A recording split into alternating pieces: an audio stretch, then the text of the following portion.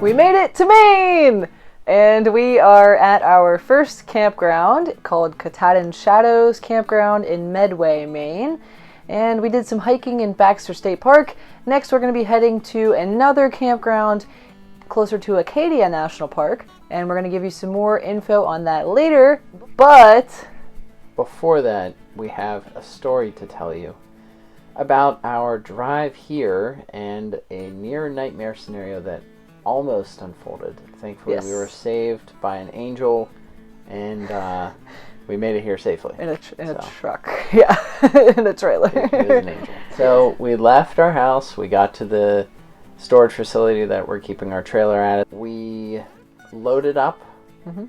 And then we had to... Did the usual checks. Nate noticed that the tire pressure was a little low on one side of the trailer. So I had just gotten this new tire inflator that runs off 12-volt power. You can just plug it into like your standard cigarette lighter outlet, and plugged it in, and I was about to hook it up when I noticed I didn't have the fittings that I was used to. And didn't have the fittings.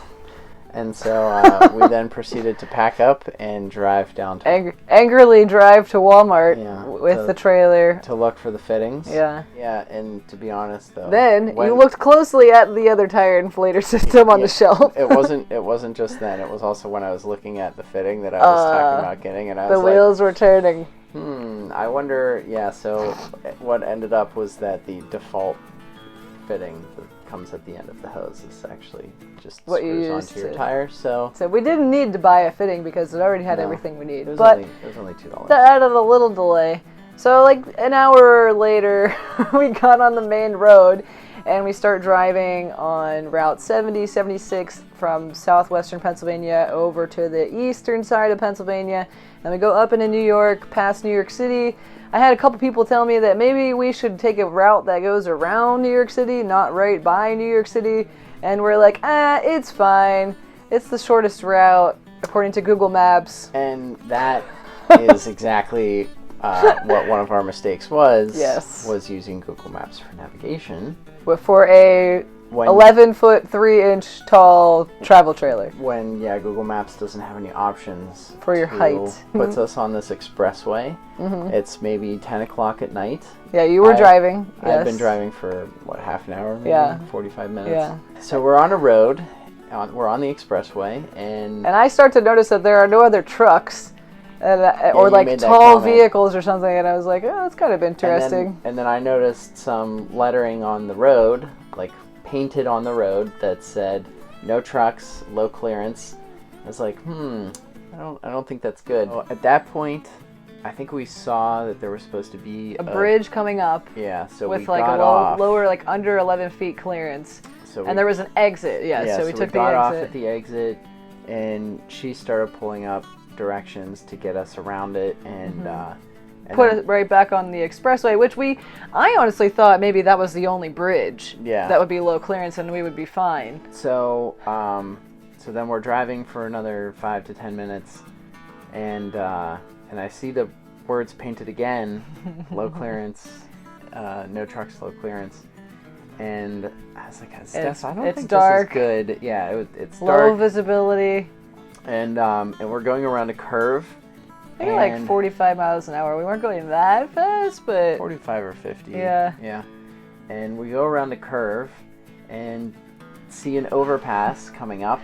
And the clearance sign, it takes... You can't see it. You can't read it until you're close enough to it. Yeah. Especially in the dark. And we're in the right lane, and it's an arched overpass, so it's shorter on the right side. Yeah, we're in the right lane, and so we're coming up on it. And as soon as I'm able to read it, I was like, "Holy crap!" 10-2, and slam on the brakes because, like she said earlier, that's a foot lower than our clearance. Yeah.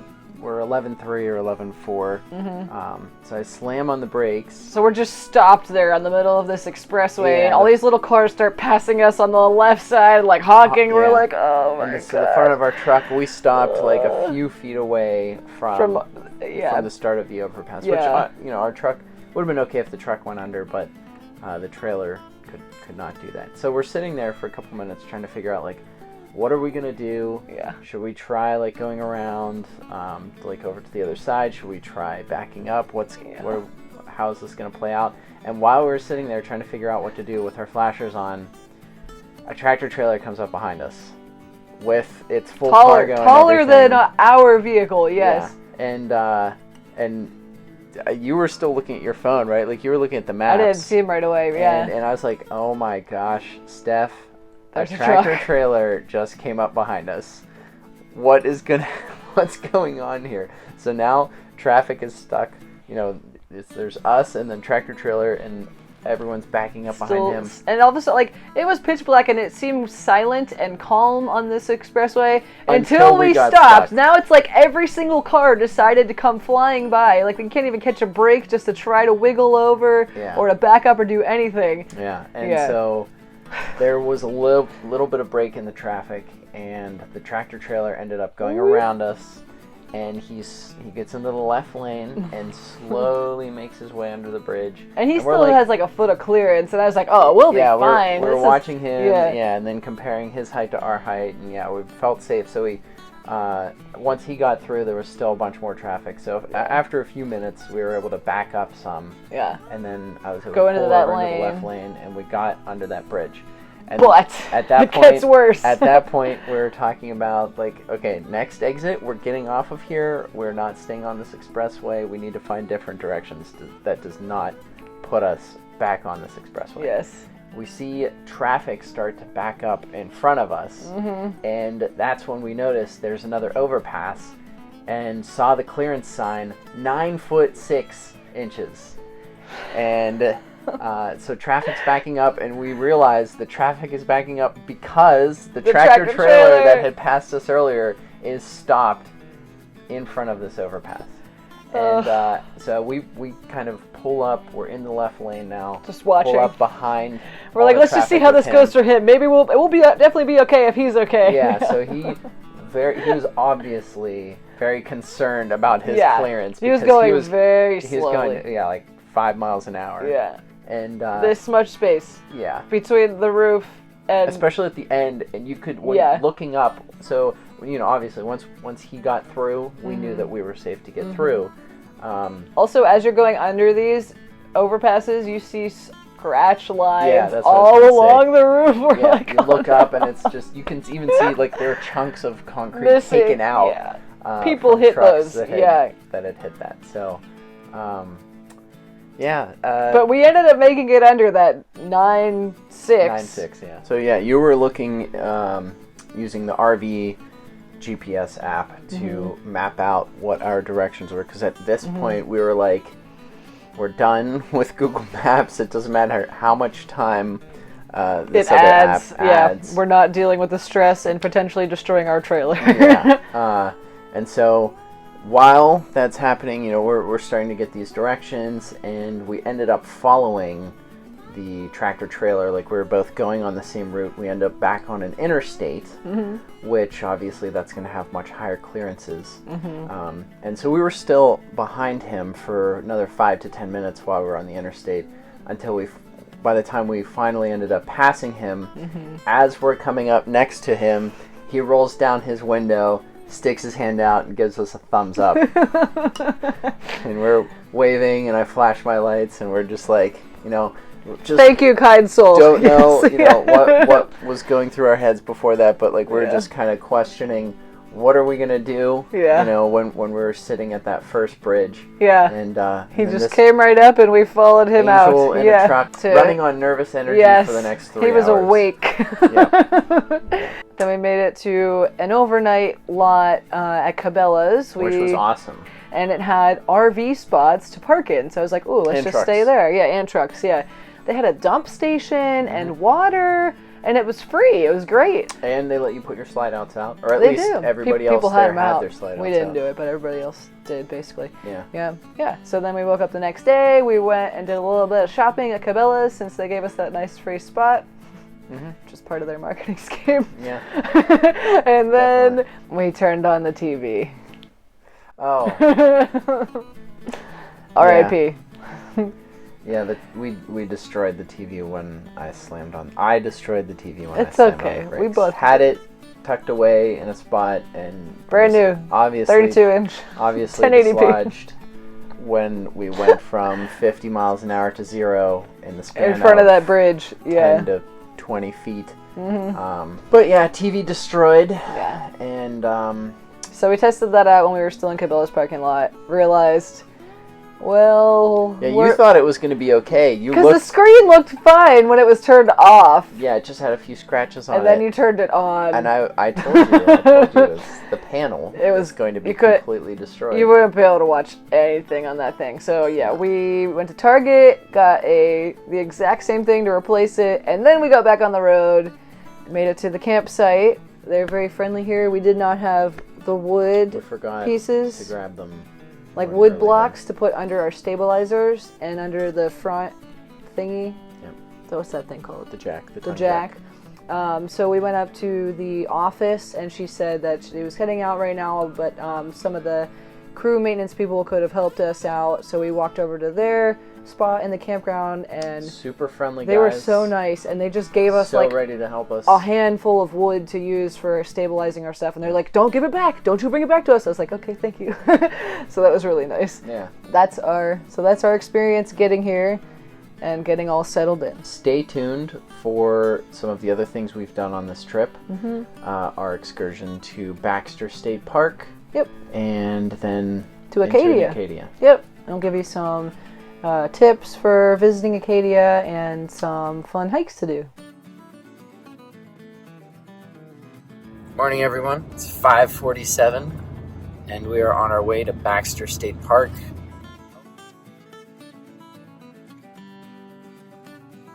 It is now 6:08 a.m. and we have pulled up. We're 0.4 of a mile away from the Togue Pond Gatehouse entrance station booth thing, and there is 0.4 of a mile line of cars waiting to get in.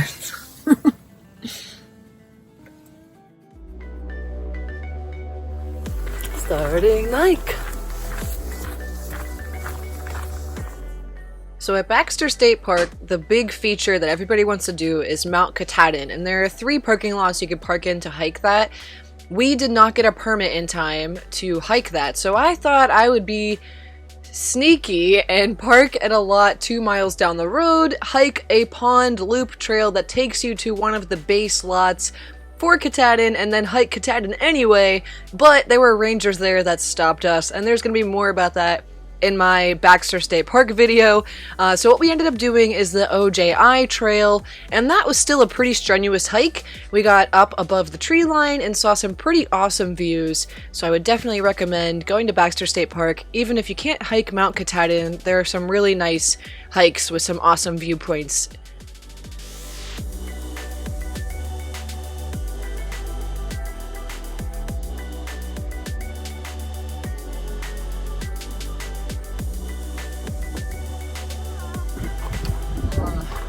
Mountain and the wind, and there are crevices, not to the viewpoint.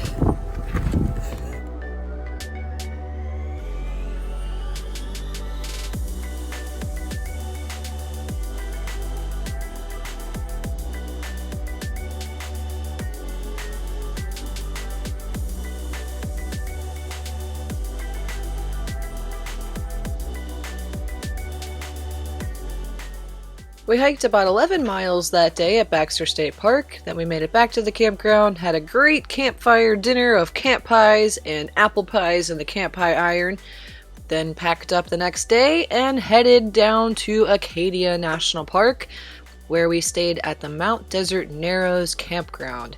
It was about a 2-hour drive from Medway, Maine to Bar Harbor.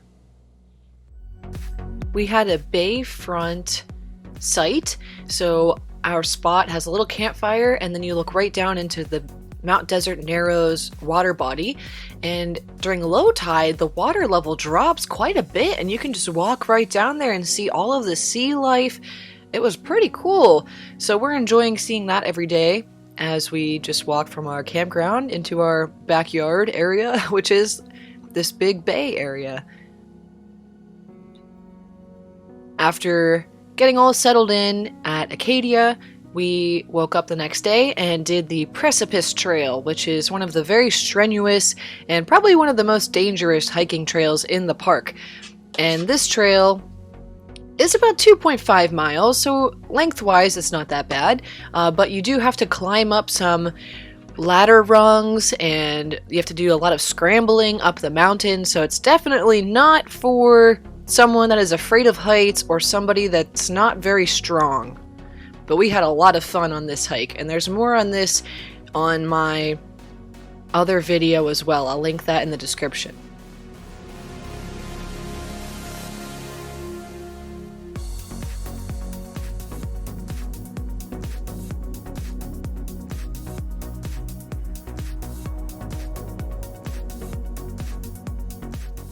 After finishing up our Precipice Trail hike, it was about lunchtime and we drove about 10-15 minutes to the village of Bar Harbor, also known as Bahaba. And we just shopped around in some of the little gift shops, looked at a lovely store that was full of geology, minerals, and art and crafts, and I loved that store. We also grabbed some lunch, and that was delicious. And then after waltzing around the village there, we headed back to our campsite and just relaxed for the rest of the day.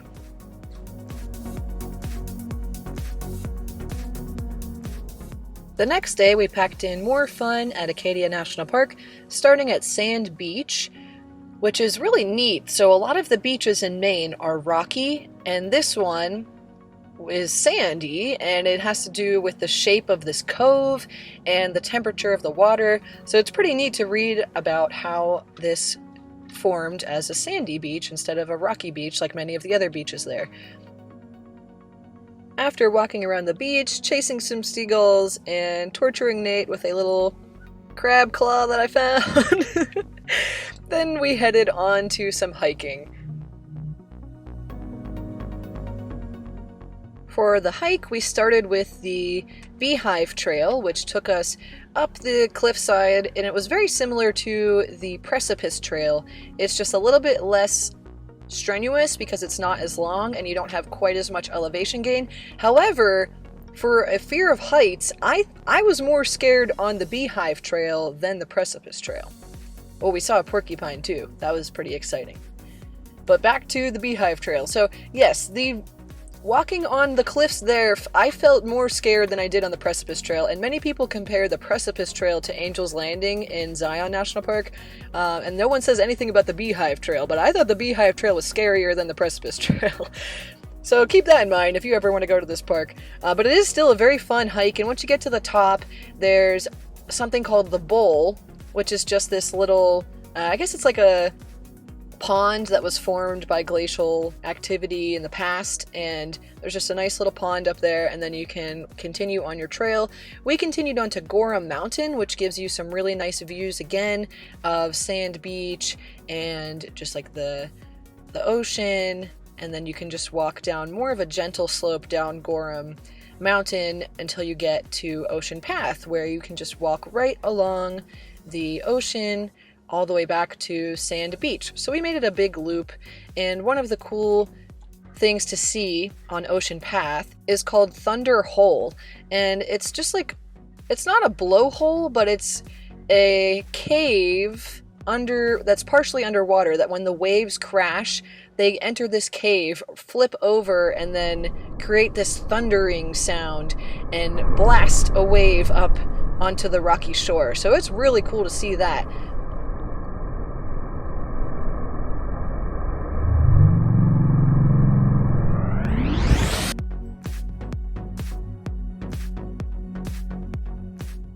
Wednesday was more of a relaxation day where we just had some food and relaxed at the campground. On Thursday, we woke up really early for this. Good morning. Good morning. It's 5:53 a.m. and we're waiting to watch the sunrise from Cadillac Mountain.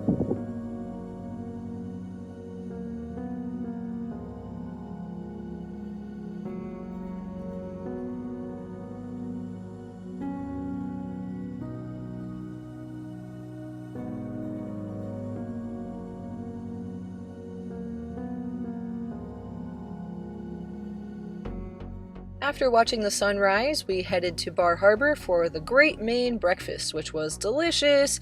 I had pancakes, eggs, bacon, and home fries, and Nate had a Mexican burrito breakfast with bacon, and we both loved our breakfast. Next, we walked over to the Bar Island Trail, and this is a really neat little trail here. So this trail is only accessible during low tide, or 90 minutes before low tide and 90 minutes after low tide. That's the only time frame that you can use this trail, because when high tide rises up, this becomes inaccessible. It's covered in water. So you can only walk across this trail at low tide when the water level drops, and you can walk over to Bar Island, and then there's a nice little hiking trail. It's about 1 mile on Bar Island, out and back, and then you just cross back over that little trail that forms at low tide, and then you head back into Bar Harbor. Next, we headed to Jordan Pond and hiked the 3.2 miles around the whole pond. And this, for me, was the highlight of the trip. This was my favorite thing because this pond is so beautiful. The water is so clear, and especially on a sunny day, and the autumn leaves were just starting to turn, so we had just so much color everywhere you looked. It was beautiful.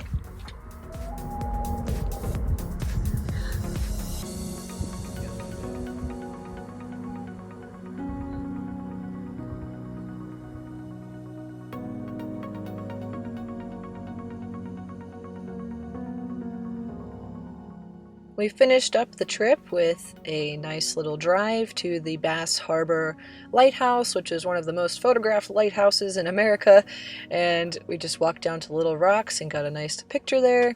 Also walked over and read about the history of this lighthouse, which is really neat. Then we had one final campfire to finish up the trip.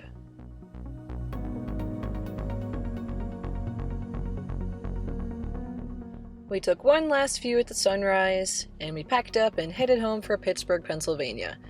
Our next trip is going to be Blackwater Falls State Park in West Virginia, and we're going there in October. Hopefully, fingers crossed, the leaves are at their peak color, and it's going to be beautiful, but either way, we'll have a good time.